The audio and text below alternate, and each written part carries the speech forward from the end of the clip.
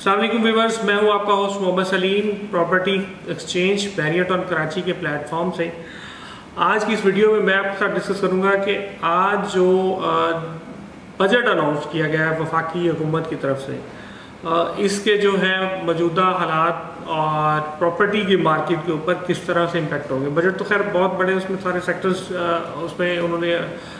जो वहाँ पे जिस तरह की उन्होंने मैयज़ लिए हैं वो उन्होंने डिस्कस किए हैं, लेकिन मैं इस वीडियो के अंदर आपके साथ सिर्फ और सिर्फ प्रॉपर्टी से रिलेटेड जो है वो उन्होंने टैक्सेशन का जो स्ट्रक्चर दिया है उस पर आपसे बात करूँगा और इसका क्या इम्पैक्ट होगा, ये सारी डिटेल्स मैं आपके साथ इस वीडियो में शेयर करूँगा। तो वीडियो को एंड तक देखिएगा ताकि आपको तमाम इन्फॉर्मेशन मिलती रहे। सबसे पहले हम जानते हैं कि ऑलरेडी आप लोग जानते हैं कि मार्केट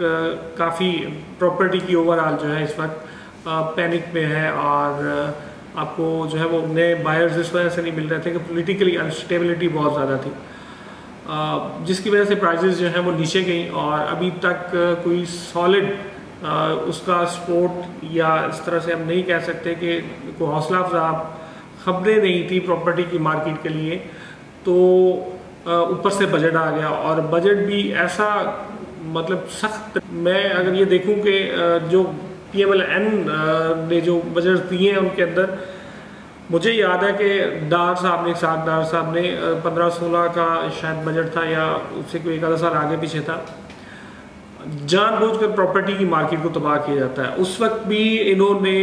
दुबई की प्रॉपर्टी को सपोर्ट देने के लिए उस वक्त इसी तरह के जो है वो फाइलर और नॉन फाइलर्स के ऊपर इतनी ज़्यादा रिस्ट्रिक्शंस लगा दी थी और फिर आप within year, within 2 year, within 3 years, within 5 year slab लगा दी थी कि लोग प्रॉपर्टी को बाय नहीं कर सकें और अगर बाय करें तो उनको टैक्स इतना ज़्यादा देना पड़े कि बजाय उनको कुछ सेविंग की उनकी प्रॉपर्टी उनको लॉस करवाए। तो उसका इम्पैक्ट ये हुआ कि रियल स्टेट मार्केट पाकिस्तान की जो मार्केट है वो डाउन चली गई और पाकिस्तान का जो बड़ा इन्वेस्टर था वो सारा पैसा लेके अपना दुबई चला गया। दुबई में फिर क्या स्टोरी है, उसके अंदर भी मुख्तलिफ थ्योरीज हैं कि वहाँ पे इन लोगों के अपने प्रोजेक्ट्स और इन लोगों की अपनी प्रॉपर्टीज़ और इनके अपना बिजनेस शेड्यूल और शेखों के साथ इनकी डील थी। खैर वो एक अलग स्टोरी है, लेकिन वो एक इम्पैक्ट ऐसा आया था कि मार्केट प्रॉपर्टी की बैठ गई थी। अभी राइट नाउ मैं बात करूँ तो इस वक्त 2022-2023 का जो बजट दिया है ये शायद उससे भी वर्स्ट बजट इन्होंने दिया है।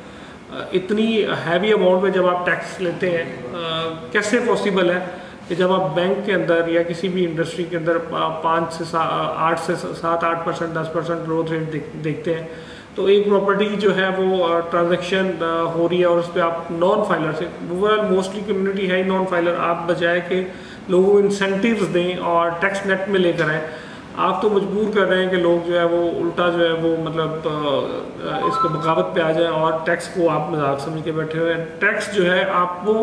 रेवेन्यू जनरेट करता है और रेवेन्यू हमेशा उतना बढ़ता है जब आप नंबर ऑफ ट्रांजैक्शंस बढ़ेंगी। अब लेट्स सपोज कि गवर्नमेंट ने जो 5% टैक्स लगाया नॉन फाइलर के ऊपर और ये पहले 2% था, अब 2% टैक्स पे हो सकता है कि लोग एक वही प्लॉट की ट्रांजैक्शन एक साल के अंदर 5 से 10% वो 5 से 10 बार वो ट्रेड होके यहाँ पे वो मतलब एक हाथ से दूसरे हाथ, दूसरे बंदे से तीसरे बंदे, तो उससे गवर्नमेंट को एक अच्छा खासा रेवेन्यू जा रहा था। अभी क्या होगा कि अगर एक ही बंदा 5% टैक्स देगा तो वो तो फिर नहीं उसको ट्रांसफ़र करेगा 1 साल, 2 साल, 3 साल बाद। तो इसमें गवर्नमेंट की जो रेवेन्यू जा रहा था एक तो वो डाउन जा रहा है और दूसरी बात यह है कि जो पैसा आता है बाहर से हमारे, एक तो लोकल जो बिजनेस कम्युनिटी है उनके लिए भी अनफॉर्चुनेटली कोई ऐसा सेटअप नहीं मिलता जिसमें वो इजीली कोई फैक्ट्री लगा सके 4 करोड़, 5 करोड़, 10 करोड़ के हिसाब से, क्योंकि एक टेंशन वाली बात है और हर बंदे की बस की बात भी नहीं होती कि वो बिज़नेस को इस हद तक लेके जाए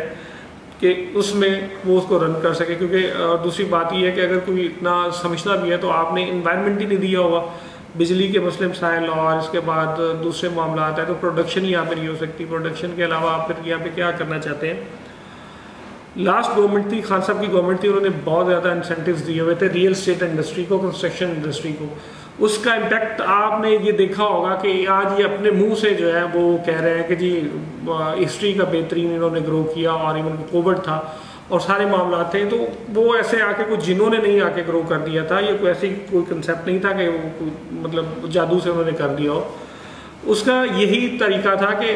बाहर से इन्होंने इंसेंटिव्स जो है वो लोगों को दिए, पाकिस्तानियों को इंसेंटिव्स दिए, फिर नॉन फाइलर्स को इंसेंटिव्स दिए, और फिर ब्लैक मनी वालों को इंसेंटिव्स दिए कि भाई आप आओ, आप आके इन्वेस्ट करो। अब एक मार्केट, प्रॉपर्टी की मार्केट को उन्होंने जब इतने इंसेंटिव्स दिए तो उसके अंदर को आपके मोर देन 35 इंडस्ट्रीज जो हैं वो उसमें चली, और जब चली तो उसमें लाखों करोड़ों लोगों को रोज़गार मिला, और इस रोज़गार की बेस पे लोगों की इनकम जनरेट हुई। अब जब इनकम जनरेट होती हैं तो फिर लोग स्पेंडिंग करते हैं, और जब स्पेंडिंग करते हैं तो फिर उसमें डेली हाउस होल्ड के अंदर पूरे मुल्क की इकॉनमी चलती है। अनफॉर्चुनेटली मुझे नहीं समझ आती कि इतने तजर्बाकार लोग होने के बावजूद क्यों ये इकॉनमी को तबाह करने पे तुले हुए हैं। राइट नो ये ब्रोकर्स कम्युनिटी और इन्वेस्टर्स नहीं बैठेंगे, ये प्रोटेस्ट करेंगे, और मेरा ख्याल में बनता भी है, क्योंकि 5% टैक्स एक नॉन सेंसेबल बात है कि आप या तो ये होगा, वैसे ही कह रहे हैं कि एक नॉन फाइलर बंदा प्रॉपर्टी खरीद ही नहीं सकता, आप उसको 5% टैक्स पे कहते हैं। या तो फिर आप चाहते ही नहीं है कि लोग जो है इन्वेस्टमेंट्स के अंदर आए या बाहर से पैसा आए, या फिर ये है कि आपकी बिल ही नहीं है। आप अगर आपने फाइलर बनाना है तो आप अल्टीमेटली आपके पास नादरा के पास डाटा है, शनाख्ती कार्ड नंबर को आप इम्प्लीमेंट कर दें, और हर बंदे का वही एनटीएन नंबर, और उसके ऊपर आप सबकी प्रॉपर्टीज चेक कर सकते हैं। आपके पास आजकल तो टूल्स ही ऐसे, आप कंप्यूटर्स सॉफ्टवेयर के ऊपर ले जाएं, आपको सारा पता चल जाता है। खैर वो इंटेंशंस नहीं है, इंटेंशंस कुछ और है, और ये IMF का बजट है, और ये पाकिस्तान की आवाम इंशाल्लाह से इसको रिजेक्ट कर देगी, आप ये देखेंगे। क्योंकि इतने हैवी टैक्सेस ना तो जो 760 अरब रुपए की फर्दर पेट्रोलियम लेवी के लिए इन्होंने वो रखा है, तो नहीं समझ आता कि ये किस तरह से लोगों को यहाँ पे रोज़गार देने की बात करते हैं, महंगाई कम करने की बात करते हैं। तो ये सारी चीज़ें जो ये कहते थे उसके उल्ट कर रहे हैं। अब प्रॉपर्टी की मार्केट के हवाले से मुझे तो कोई ये कोई अच्छा साइन नज़र नहीं आ रहा। अभी इस पे लोग प्रोटेस्ट करेंगे, और प्रोटेस्ट करने के बाद ये इसको किस तरह से गवर्नमेंट देखती है, क्योंकि इतने ज़्यादा टैक्सेस लगाने के बाद तो आप फिर यही करेंगे, आप प्रॉपर्टी के सेक्टर को वैसे ही कहेंगे जी हम इसको बंद कर रहे हैं, कोई भी प्रॉपर्टी की सेल परचेज नहीं होगी। बाकी वेरिएंट ऑन कराची के हवाले से अगर आपने किसी भी किस्म की इन्फॉर्मेशन चाहिए, आप हमारे स्क्रीन पर दिए गए नंबर्स पे कॉल कर सकते हैं, व्हाट्सएप कर सकते हैं। इसी के साथ अपने उस मुस्लिम को इजाज़त दें, अपना बहुत बहुत ख्याल रखिएगा। अल्लाह हाफ़िज़।